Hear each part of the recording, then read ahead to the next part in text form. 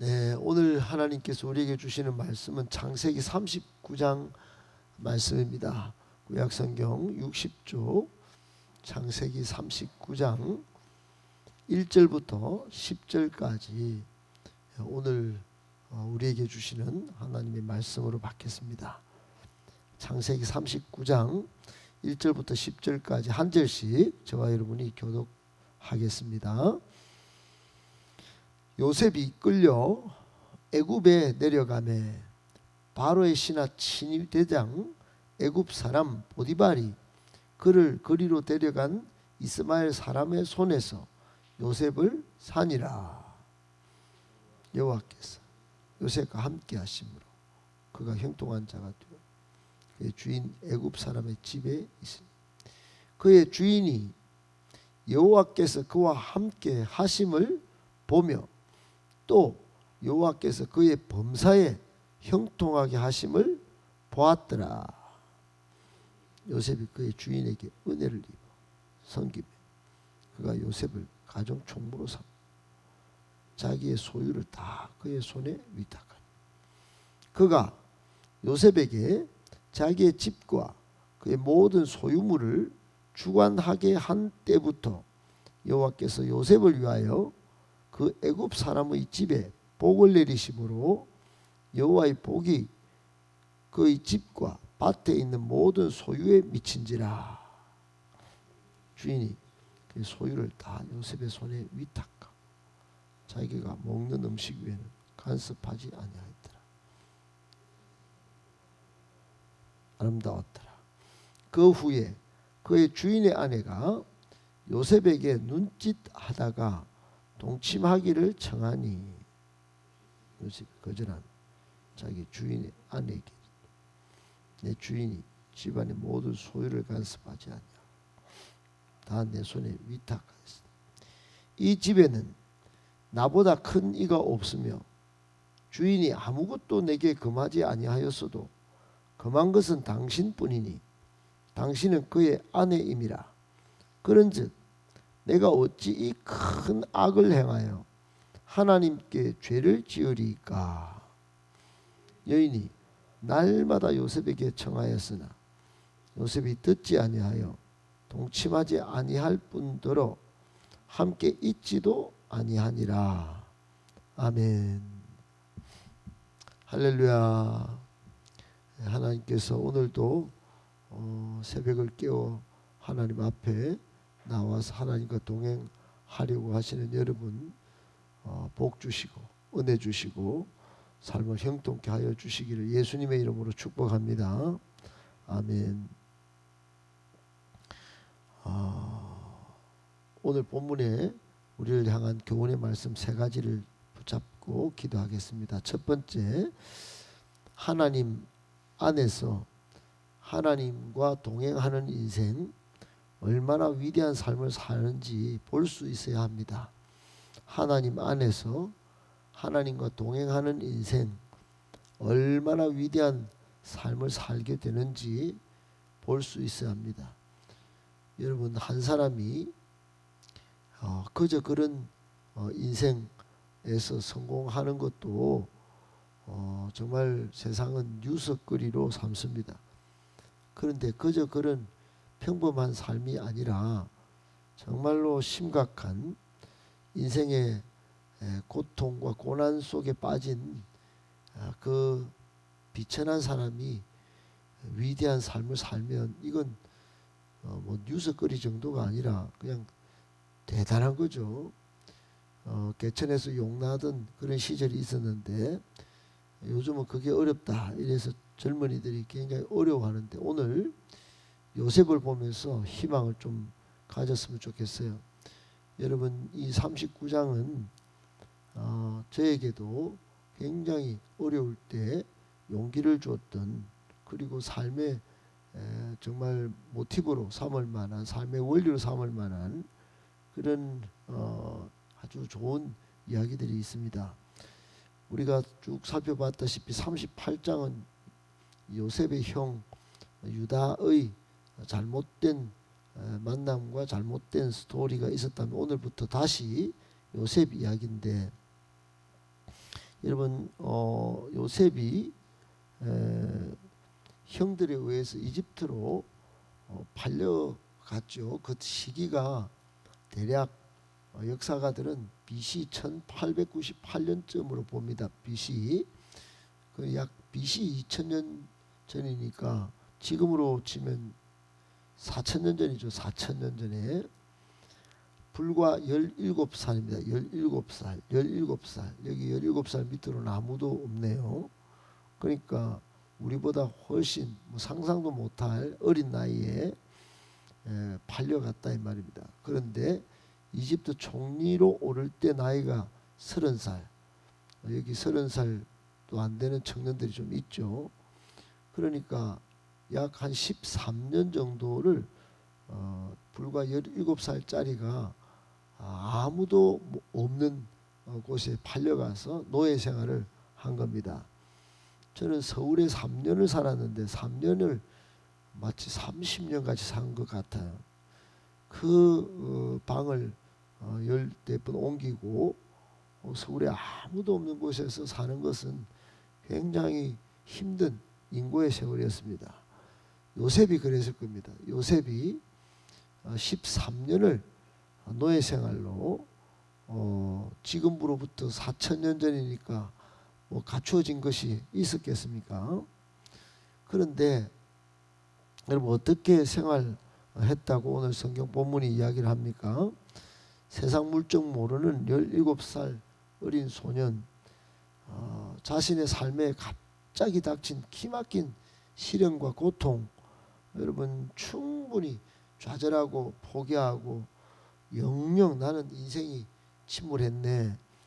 그리고 정말 인생이 다시 일어서기 어려운 그 누구에게도 주어지는 기회도 없는 정말 감옥까지 들어가는 그런 시간 13년이 아니었겠습니까?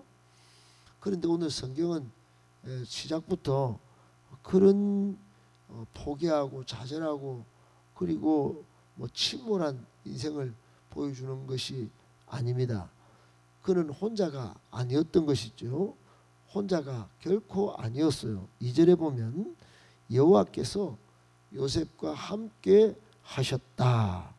여호와께서 요셉과 함께 하심으로 여러분 오늘 39장은 이 말로 그냥 다 통합니다. 다 끝납니다.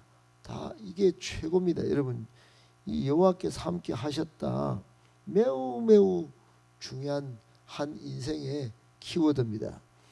이게 얼마나 중요한지 오늘 2절에만 나오는 게 아니고 요셉과 함께 하신 하나님에 대한 표현은 3절, 21절, 23절 총 4번이나 이 39장에 등장합니다. 여러분 그랬습니다. 요셉은 스스로 하나님과 동행하려고 노력하기 훨씬 전부터 하나님께서 한순간도 요셉을 놓치지 않고 추적하며 그의 삶과 동행하신 것입니다. 여러분 우리는 어떻게 생각합니까? 우리는 내가 노력했지, 내가 교회 나와주지, 내가 행복한 교회 무슨 이렇게 해주지 이렇게 합니다. 전혀 아니에요. 하나님이 동행하신 것입니다. 우리가 여러분 몇 년 조금 하고 다 해준 것 같이 생각하는데 요셉을 보십시오. 여러분 13년 얼마나 억울했겠습니까? 억울한 일 없었겠습니까? 눈물이는요. 매 순간이 눈물이었을 것입니다. 한마디로 고통과 시련의 그런 인고의 세월이었다 이 말입니다. 유약한 17세 한 소년이 이방 땅 아무도 없는 그 곳에서 심지어는 감옥에 오해도 받고 또 아무도 알아주지도 않고 그 고독 속에서 온갖 악조건 속에서 그렇게 살았습니다. 결국 제가 이렇게 표현은 이렇게 하지만 여러분 이것도 시간이 쫓겨가지고 이렇게 표현밖에 못하지만 13년 여러분 표현하면 이거 1시간을 내도록 요셉 이야기 안 좋은 이야기 할 수 있습니다. 그런 속에서 마침내 그는 어떻게 됩니까? 요셉은 13년을 이집트 왕국의 그 당당한 청년 총리 등극의 그 반전 스토리로 씁니다. 13년 그 준비 기간, 꿈의 성취를 위한 준비 기간이었고, 또는 우리로 치면 학력고사, 예비고사 치는 시간이었어요. 하나님은 이 정말 힘들고 고통의 시련 가운데 빠진 한 어린 소년이 승리 드라마를 쓸 때까지, 그 인생이 펼쳐질 때까지 하나님이 친히 요셉과 함께 동행하셨습니다. 여러분, 이런 역사를 볼 수 있어야 합니다. 나와 함께 하시는 하나님. 그러면 이게 역사인 것이에요. 다른 사람은 되는데 나는 왜 이래? 여러분, 그러니 이걸 볼 줄 아는 사람은 위대한 삶을, 위대한 그런 인생의 스토리를 써가는 것이에요. 매일 하나님과 동행하는, 하나님이 동행하시는 꿈을 꾸고 그 손길과 그 보호하심을 느끼면서 사는 인생, 얼마나 원대하겠습니까? 그렇게 하나님 안에서 사는 우리가 얼마나 복되겠습니까? 교훈이 뭘까요? 우리도 마찬가지입니다. 하나님 앞에서, 요셉은 하나님 앞에서 살려고 노력해요. 오늘 끝에 보면 그래요. 하나님 안에서 살려고 노력했습니다. 그러나 그 노력보다도 하나님이 이 얼마나 순수한 마음으로 하나님을 절대 의존하고 그 꿈을 신뢰하며 살던 이 요셉과 동행하는지요. 이 여러분, 동행의 축복이 물론 인구의 고통의 기간이 무수히 흘렀지만은 그를 불행한 인생이 아니라 행복한 인생으로, 축복의 인생으로 바꾸어 간 것입니다. 이 얼마나 위대한 것입니까? 여러분, 꼭 기억하고 오늘도 하나님 안에서, 하나님 앞에서 하나님과 동행하는 삶을 사시기를 예수님의 이름으로 축복합니다. 아멘. 두 번째, 하나님과 동행하는 사람은 필연적으로 주위 사람에게 복이 되고 또 빛을 비추게 됩니다. 하나님과 동행하는 사람은 필연적으로 주위 사람에게 복이 되고 빛을 비추게 됩니다. 여러분, 오늘 우리가 불렀던 370장, 제가 한 권사님, 약 100세를 앞둔 한 권사님이 이 노래를 막 부르시는 거예요. 주 안에 있는 나에게 땅 근심. 그 찬양을 부르는데 그 100세 된 어르신께서 목에 힘을 다하여 목청껏 부르는데 마지막에 할렐루야 할렐루야, 내 앞길 멀고 내일 돌아가실 텐데 그래도 될 만한 분이 험해도 나 주님만 따라가리, 나 주님만 따라가리, 그렇게 부르는데 얼마나 가슴에 지금 남아있는지 몰라요. 그 모습이 생생합니다. 생생. 이 찬양만 대하면 그렇습니다. 여러분, 우리는 시시때때로 일어나는 그 감정의 문제를 해결하지 못해서 하나님과 동행하는 복을 주위의 사람들에게 끼치지 못합니다.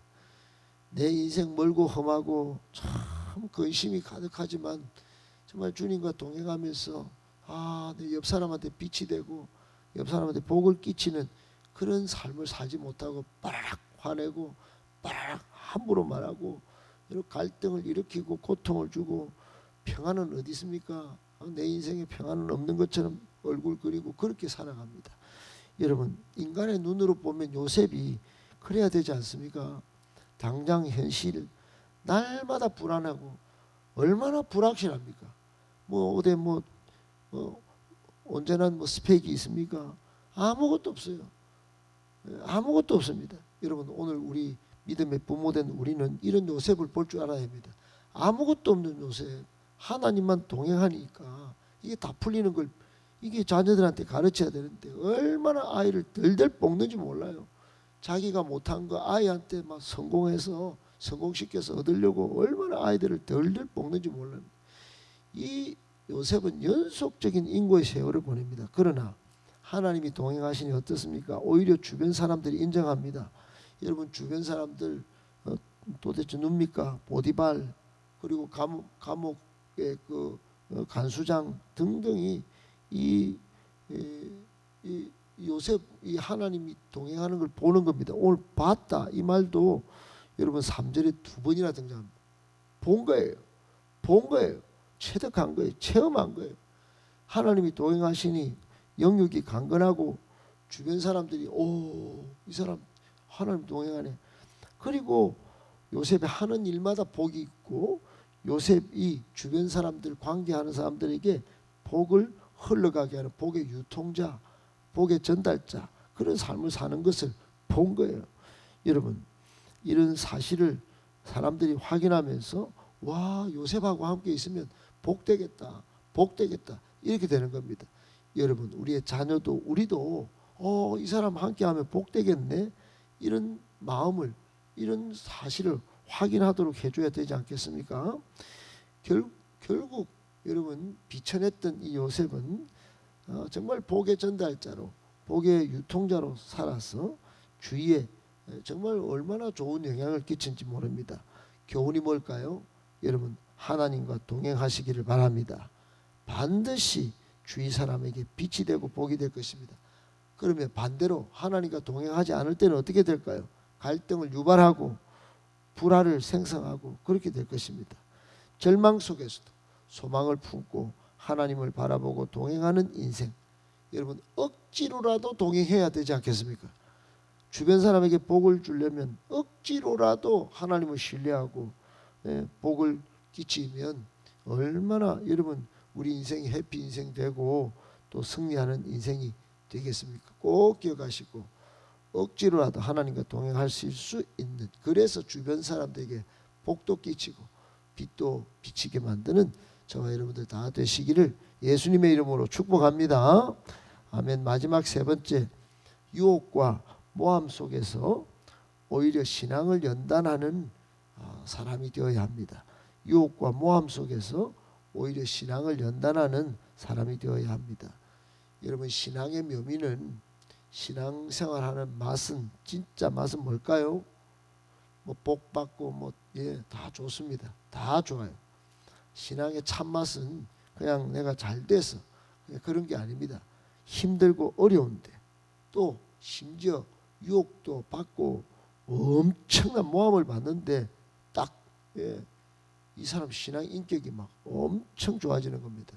여러분 이런 맛은 그저 단순히 눈앞에 보이는 복으로 이 사람 잘 됐네. 나도 잘 됐네. 이런 맛하고는 완전히 다른 겁니다. 내 신앙 인격이 억울함과 모함 속에서도 따듬어진다. 이거는 여러분 향기가 막 풀풀 풍겨 나오는 거예요. 오늘 7절 이하에 보디발 아내가 요셉의 준수한 외모에 반해가지고 유혹을 막 쏟아냅니다. 좀 함께 좀 있어줘. 함께 좀 자자. 막 얼마나 들들들들 볶습니다. 그러니까 여러분 정말 그게 막 또 실패하자 모함을 막 이제 오늘 본문 이후에 하게 됩니다. 그러나 요셉은 어떻게 하죠? 주인에게 성실 신의의 그 정신 자세를 놓치지 않습니다. 거기에다가 하나님 앞에 꼿꼿한 신앙, 결기 있는 신앙으로 내가 하나님 앞에 어떻게 덕죄를 하겠습니까? 여기 하나님께 죄를 지으리까 이 말은 하나님 앞에 저는 하나님의 시선을 늘 의식하며 사는데 어찌 제가 죄를 짓겠습니까? 그리고 동침하지 않을 뿐만 아니라 함께 있지도 아니했다 그랬습니다. 죄 유혹을 탁탁 끊어냈다 이 말입니다. 얼마나 철저한 거리두기에 성공했는지 요셉은요. 여러분 수많은 유혹과 모함 속에서 자신을 연단시키는 신앙을 잘 다듬고 가꾸어가는 요셉입니다. 여러분 이 사건의 성격이 표면적으로는 부도덕한 여인이 성적으로 유혹을 한 사건일 수 있습니다. 그러나 면면을 찾아보면 요셉이 위대한 신앙의 인물로 연단되는 그런 스토리가 아니겠습니까?